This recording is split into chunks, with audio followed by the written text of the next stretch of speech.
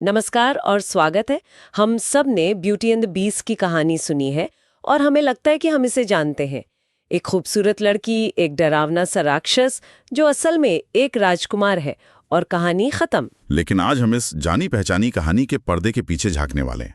हमारा जो स्रोत है वो प्रोजेक्ट गुटेनबर्ग का एक पुराना अनाम संस्करण है और ये डिज्नी की कहानी से कहीं ज्यादा गहरी और आप कह सकते हैं जटिल है। हाँ, हम इसे एक परिकथा की तरह नहीं बल्कि कर्ज, अकेलेपन और एक बहुत ही अजीब सौदे की कहानी के तौर पर देखेंगे। बिल्कुल। तो आज हम कहानी सिर्फ सुनाने नहीं बल्कि उसे परत दर परत खोलने जा रहे हैं। चलिए शुरुआत करते हैं कहानी के सबसे अहम मोड़ से, एक गुलाब और उसकी भारी कीमत से।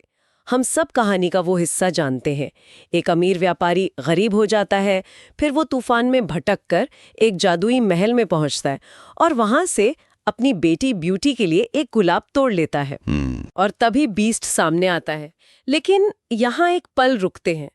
बीस्ट का जो गुस्सा है, क्या वो सिर्फ एक फूल के लिए कुछ ज्यादा नहीं है? ये एक बहुत अच्छा सवाल है क्योंकि यहीं से कहानी की असली गहराई शुरू होती है। ये गुस्सा असल में फूल के लिए है ही नहीं, अच्छा। ये भरोसे को तोड़ने पर है। आप सोचिए, बीस्ट ने व्यापारी को पनाह दी, उसे खाना दिया, एक तरह से उसकी जान बचाई। ये एक अनकहा समझौता था, मतलब मेहमान नवाजी का। हाँ, सही है। और व्यापारी ने भले ही अनजाने में उसकी सबसे कीमती चीजों में से एक को लेकर उस भरोसे को तोड़ दिया। मतलब गुलाब यहाँ सिर्फ एक फूल नहीं है। बिल्कुल नहीं। गुलाब प्रकृति की उस खूबसूरती का प्रतीक है जिसे आप सिर्फ सराह सकते हैं, उस पर कब्जा नहीं कर सकते। व्यापारी की गलती फूल को तोड़ना थी, यानी उस पर अपना अधिकार जताना। बिल्कुल।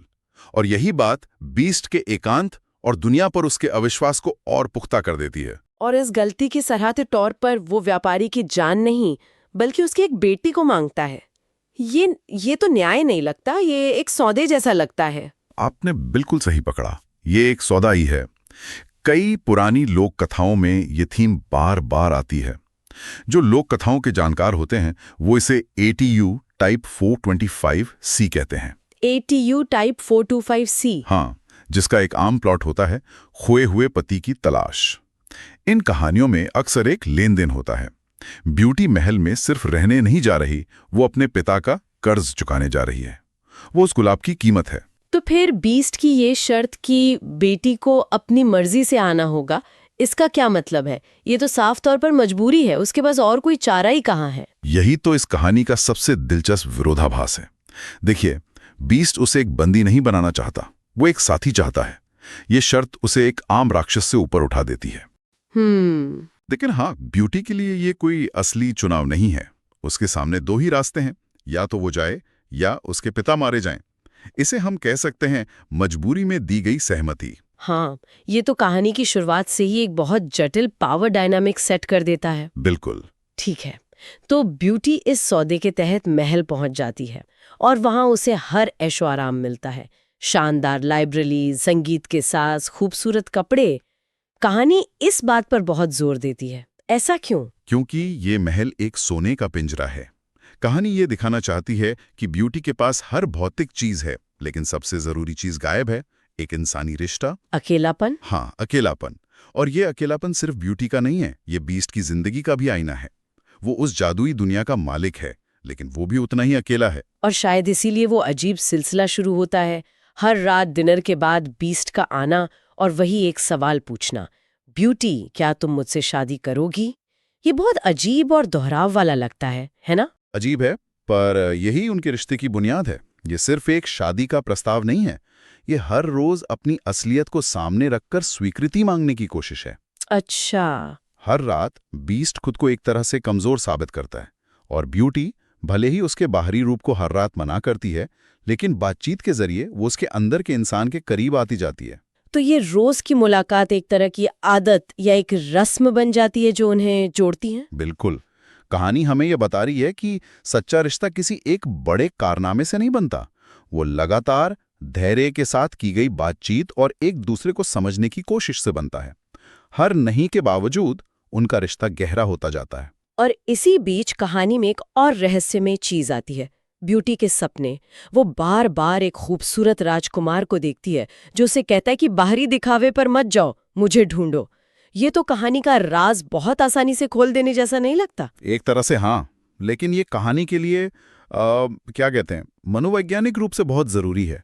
ये सपना दो काम करता है। पहला, ये ब्यूटी को एक पहेली देता है और उसे महल में टिके रहने की एक वजह, एक उम्मीद देता है। और दूसरा, ये उसके अंदर के द्वंद्व को दिखाता है। उसकी आंखें एक राक्षस को देखती हैं, पर उसका अवचेतन मन, मतलब उसका सपना, उसे लगातार याद दिला रहा है कि सच्चाई कुछ और है। ये दिलचस्प है। तो सपना एक तरह से उसका अपना अंतर्ज्ञान है जो उससे बात कर रहा है। हाँ, और ये अंतर्ज्ञान तब सबसे बड़ी परीक्षा से गुजरता है जब ब्यूटी अपने घर वापस जाती है। देखिए, महल के एकांत में बीस्ट के अच्छे स्वभाव को देखना एक बात है, लेकिन वापस अपनी दुनिया में आकर अपने परिवार के बीच उस विश्वास को बनाए रखना बिल्कुल दूसरी। और वो लगभग अपना वादा भूल ही जाती है। उसके घर वाले उसे रोक लेते हैं और 2 महीने का वादा लंबा खींचने लगता है। यहीं पर कहानी का असली दांव सामने आता है। जब तक वो एक भयानक सपना नहीं देखती जिसमें बीस्ट मर रहा है और उसे वादा तोड़ने के लिए कोस रहा है। ये सपना असल में उसकी अपनी अपराध बोध की आवाज है। अच्छा, उसे एहसास होता है कि उसका वादा सिर्फ एक औपचारिकता नहीं था। बीस्ट की जिंदगी सच में उस पर टिकी है। उसका वापस जाने का फैसला डर से ज्यादा जिम्मेदारी से आता है। वो महल लौटती है और बीस्ट उसे उसी जगह पर मिलता है जहां उसने सपने में देखा था, बगीचे में अधमरा। और यहीं पर वो पल आता है जब वो अपने प्यार का इजहार करती है। और ध्यान देने वाली बात यह है कि वो अपने प्यार का इजहार तब करती है जब उसे लगता है कि वो बीस्ट को खो चुकी है। हाँ, उसे खोने का डर ही उसके एहसास को साफ करता है। ये किसी बाहरी आकर्षण से पैदा हुआ प्यार नहीं है।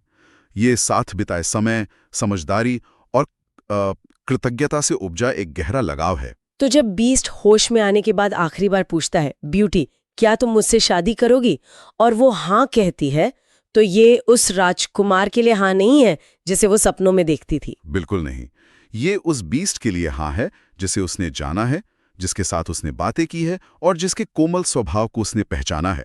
राजकुमार का प्रकट होना तो सिर्फ एक इनाम है। मतलब असली जादू तो पहले ही हो चुका था। हाँ, असली जादू तो ब्यूटी के दिल में पहले ही हो चुका था, जब उसने बाहरी रूप से परे जाकर किसी से प्यार करना सीख लिया था। यानी बीस्ट का बदलना कहानी का अंत नहीं, बल्कि ब्यूटी के बदलने का नतीजा है। एकदम सही। और यहीं पर इस कहानी का एक और गहरा पहलू सामने आता है। 18वीं सदी में जब ये कहानी फ्रांस में लोकप्रिय हुई, तब लड़कियों की शादियां अक्सर परिवार तय करते थे।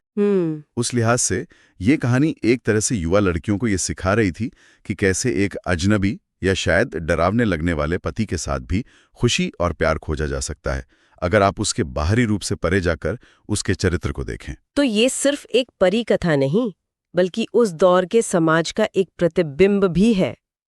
ये तो कहानी को एक बिल्कुल नया आयाम देता है। हाँ, यह हमें याद दिलाता है कि हर कहानी अपने समय और समाज की उपज होती है। तो जब हम इस कहानी के सारे धागों को एक साथ जोड़ते हैं, तो ये सिर्फ सूरत नहीं सीरत देखो वाली कहानी नहीं रह जाती। नहीं, कहानी का असली संदेश ये नहीं है कि बदसूरत दिखने वालों के अंदर भी खूबसूरती हो सकती है। असली संदेश ये है कि किसी ऐसे इंसान में मानवता को पहचानना जो समाज या हालात की वजह से अलग थलग पड़ गया हो। बीस्ट का राक्षस होना उसके अकेलेपन का नतीजा था। सही बात है। ब्यूटी का साथी उसे दोबारा इंसान बनाता है, वो भी जादू टूटने से बहुत पहले। और ये हमारे श्रोताओं के लिए एक बहुत ही दिलचस्प सवाल छोड़ जाता है। कहानी का अंत ब्यूटी की शादी एक खूबसूरत राजकुमार से होने और उसके रानी बनने पर होता है, लेकिन सोचिए, अगर वो जादू कभी टूटता ही नहीं तो क्या बीस्ट के लिए उसका प्यार, उस जीव के लिए जिसे उसने जाना और स्वीकार किया था, एक सुखद अंत के लिए काफी होता? या फिर परी कथाओं का ढांचा ही ऐसा है कि असली खुशी के लिए अंत में सब कुछ समाज के बनाए सुंदरता के मानकों पर खरा उतरना ही पड़ता है?